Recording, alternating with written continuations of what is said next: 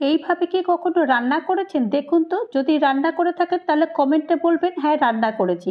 আর যদি না করে থাকেন তাহলে এইভাবে একদিন রান্না করে নিতে পারেন।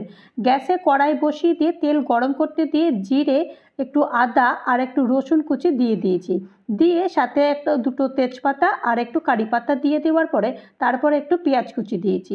পেঁয়াজ কুচিটা দেওয়ার পরে তারপরে একটু টমেটো কুচি দিয়েছি। টমেটো কুচিটা দিয়ে যখন বেশ ভালো করে নেড়ে চেড়ে যখন টমেটো নরম হয়ে গেছে তখন বাকি উপকরণগুলো দিয়েছি।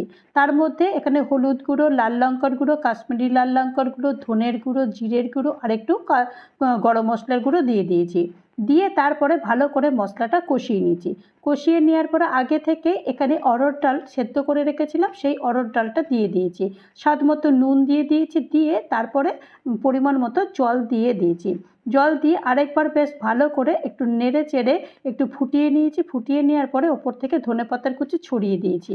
দিয়ে তারপর একটু তড়কা দেবো। তড়কার জন্য এখানে একটু ঘি আর দুটো শুকনো লঙ্কা একটুখানি ভেজে নেওয়ার পরে একটু আদার কুচি আর রসুন কুচি দিয়ে নেড়ে চেড়ে তারপরে ওই তড়কাটা একটু ডালের মধ্যে দিয়ে দিয়েছি।